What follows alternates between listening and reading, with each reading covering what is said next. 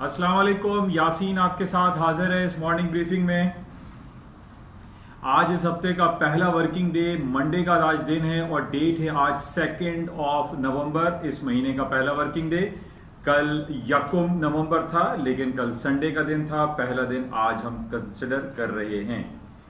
सबसे पहले पूरी दुनिया में जो चर्चा चल रहा है, बल्कि उससे सबसे पहले तो मैं आपसे ये रिक्वेस्ट डेली बेसिस पे ही करता हूँ कि इस YouTube चैनल को, जो कि उर्दू और सहल अंदाज में, इसको आप ज़्यादा से ज़्यादा लाइक करें, सब्सक्राइब करें विद बेल आइकन, इसको शेयर करें ताकि ज़्यादा से ज़्यादा उन तमाम लोगों को जो इस फाइनेंशियल मार्केट में काम करते हैं उनको इन तमाम हालात व वाक़यात के बारे में थोड़ी सी आगाही मुयस्सर आती रहे।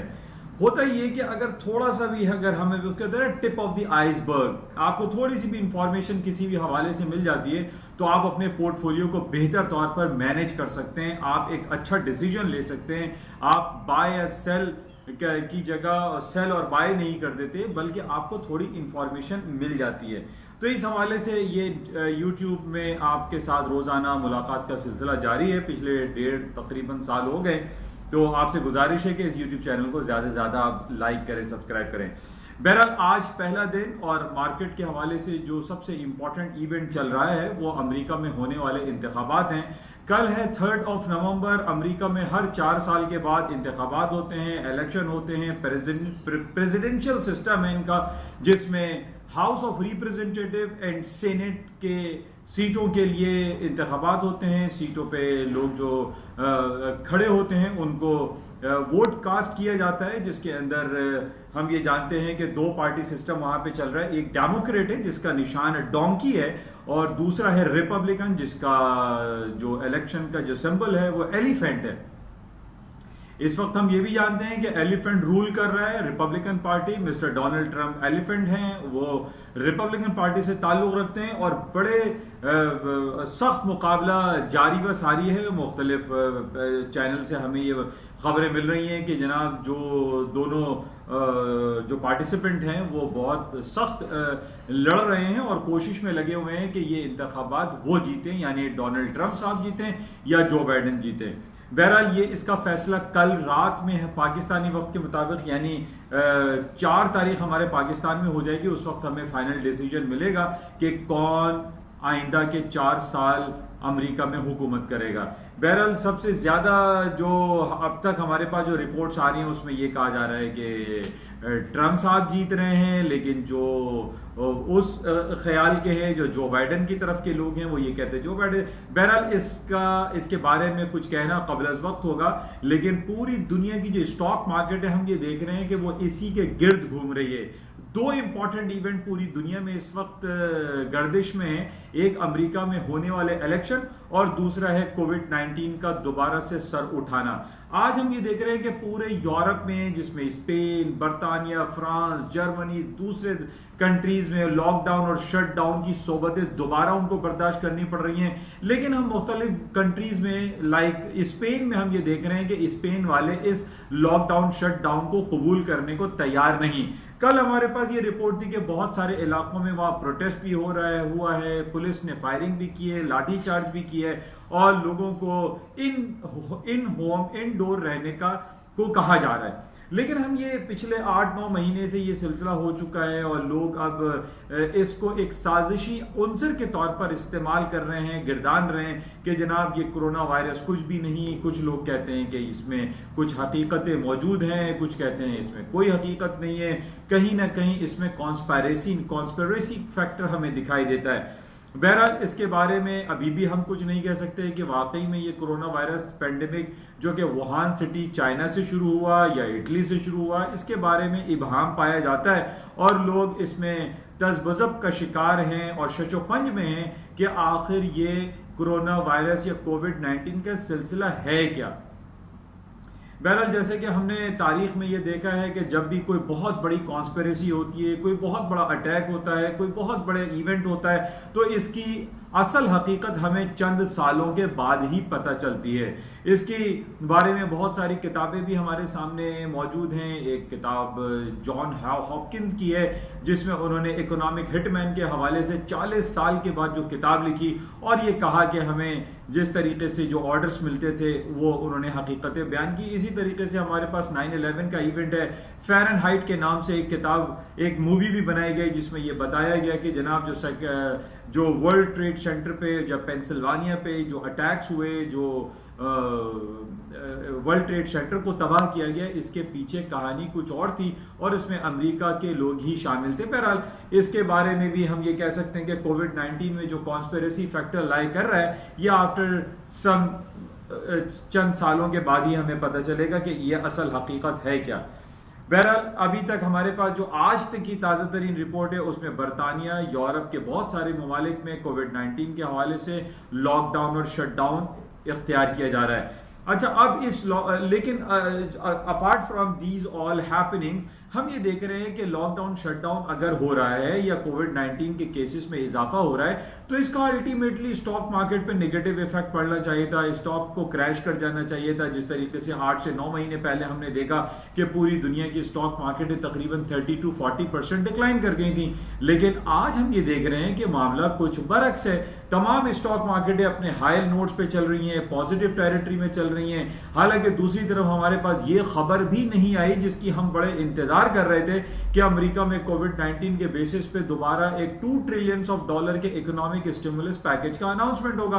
वो भी हमारे सामने नहीं हुआ, लेकिन उसके बावजूद आज हम देख रहे हैं कि पूरी दुनिया की स्टॉक मार्केट, इवन बशमूल चाइना की स्टॉक मार्केट के मार्केटें हायर नोट्स पे चल रही हैं, पॉजिटिव टेरिटरी में हैं और मजीद हायर जाने की इंडिकेशंस हमारे पास आ रही हैं। उसमें सबसे बड़ी इंडिकेशंस हमारे पास ये आ रही है कि जनाब डोनाल्ड ट्रंप साहब दोबारा जीतते हुए दिखाई दे रहे हैं और जो डिफरेंट ईमेल के थ्रू या इलेक्ट्रॉनिक मीडिया के थ्रू जो पोलिंग हो रही है उसमें बताया जा रहा है कि ट्रंप साहब जीत जाएंगे। बहरहाल इसका असल हकीकत तो हमें कल आइंदा 2 दिनों में पता चलेगा, लेकिन हमारे सामने ये जो सबसे बड़ा इंपॉर्टेंट फैक्टर है कि जनाब इस तमाम हालात के बावजूद भी स्टॉक्स मार्केट ऊपर की तरफ जा रही हैं। अच्छा, नॉर्मली हमने ये देखा है कि जो एग्जिस्टिंग गवर्नमेंट होती है वो जब उनके दोबारा से इलेक्शन हो रहे होते हैं तो वो अपनी पूरी मशीनरी को इस्तेमाल कर लेते हैं। पूरी स्टॉक मार्केट में एक आप ये कह सकते हैं कि डेलिब्रेट बाइंग आती है या एक आर्टिफिशियल बाइंग आती है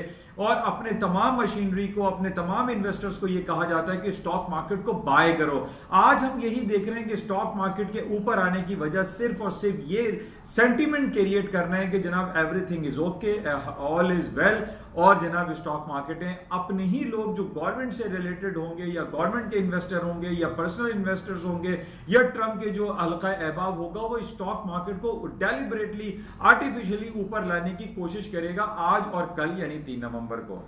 तो इन बेसिस पे हम ये कह सकते हैं कि आज भी स्टॉक में पॉजिटिविटी का फैक्टर रहेगा और कल भी ये उनसर बरकरार रहेगा कि दुनिया में ये इंप्रेशन दिया जाए, ये प्रिटेंड किया जाए कि अमेरिका के हालात बहुत अच्छे हैं कोविड के बावजूद भी और billions and trillions of dollar के इकोनॉमिक मुआशी पैकेज ना देने के बावजूद भी अमेरिका के स्टॉक मार्केटें ऊपर की तरफ हैं। तो ये आज ये सिलसिला रहेगा कि मार्केट में ये शो किया जाएगा, ये प्रिटेंड किया जाएगा कि ऑल इज वेल।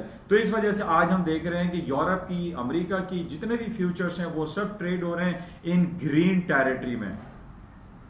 अच्छा, दूसरी तरफ हमारे पास ये एक फैक्टर लायक कर रहा है कि ऑयल की प्राइसेस आज तकरीबन 1.5-2 साल के लोएस्ट लेवल पर आ गई, 33.65।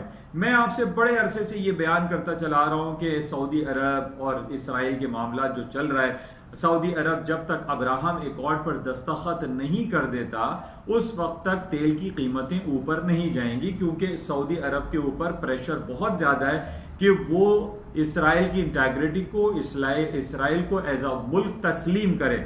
लेकिन जाहिर है इसके पीछे बहुत सारे अवामिल कारफरमा हैं और उसमें सबसे इंपॉर्टेंट फैक्टर ये है कि अगर सऊदी अरब इसराइल को तस्लीम कर लेता है तो अरब कंट्री में या मुस्लिम स्टेट्स में जो सबसे इंपॉर्टेंट फैक्टर है कि यानी जो OIC, organization of Islamic cooperation, organization ये खत्म होता हुआ या तहलील होता हुआ दिखाई देता है। दूसरी तरफ हमारे सामने जो 22 ममालिक पर मुश्तमिल अरब लीग है उसमें भी दरारें पड़ सकती हैं। तो एक बहरहाल सऊदी अरब के ऊपर ये एक हकीकत है कि प्रेशर बहुत ज्यादा है कि वो कबूले या ना कबूले। और इसके हवाले से हमें पिछले दिनों हमने ये भी देखा था कि सऊदी अरब में इमाम मक्का जो उन्होंने जो तकरीर की थी, जो खुतबा दिया था, जो वाज किया था जुमे की नमाज के हवाले से, उन्होंने ये कहा था कि इसराइल के खिलाफ हमें कोई बुलंद दावे नहीं करने चाहिए, उनके खिलाफ सख्त अल्फाज इस्तेमाल नहीं करने चाहिए, जो कि ये इशारा देता है कि सऊदी अरब ये चाहता है कि वो इसराइल को तस्लीम कर ले। बहरहाल इसको हमने देखना पड़ेगा।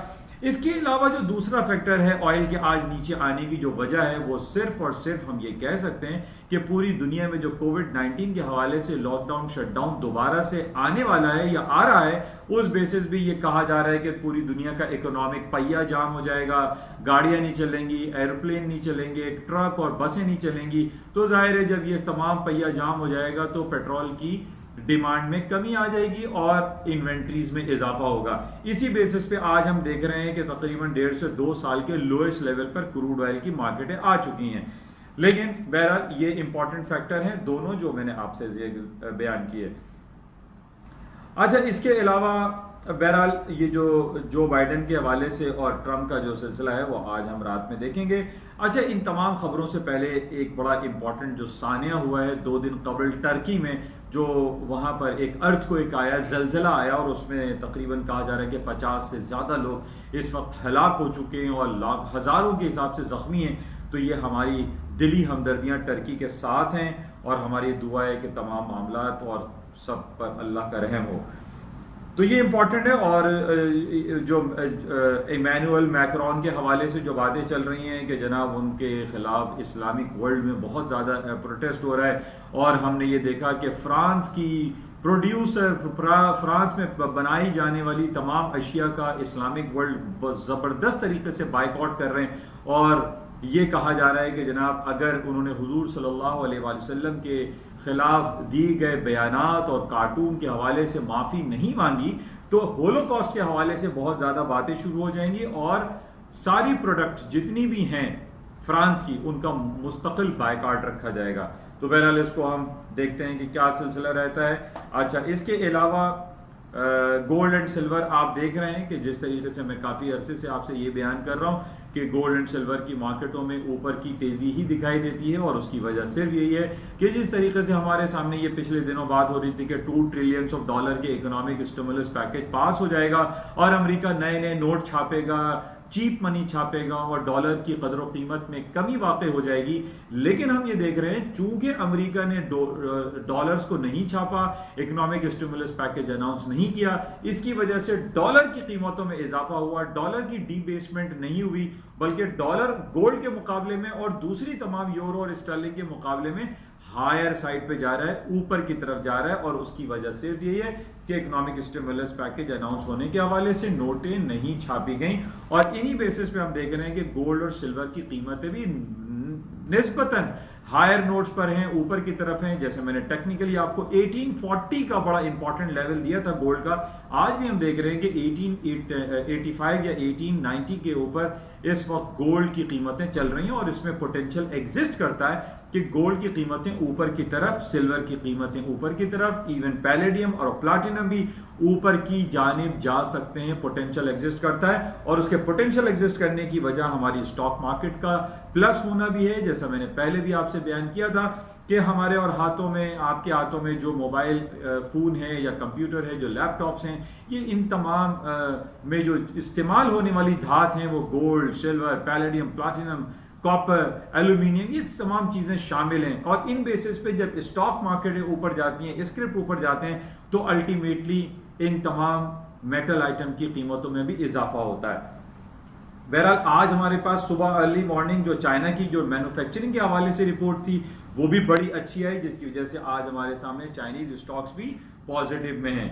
और इसके साथ ही आज हमारा इस महीने का पहला वर्किंग डे है, और हम ये जानते हैं कि जो फर्स्ट, सेकंड और फर्स्ट वीक होता है किसी भी महीने का, उसके अंदर बहुत बड़ी बड़ी रिपोर्ट्स आती हैं। इस हफ्ते हमारे पास फ्राइडे को अनएम्प्लॉयमेंट रेट और जॉब की नॉन फॉर्म पेरोल की रिपोर्ट्स होंगी, और इसके अलावा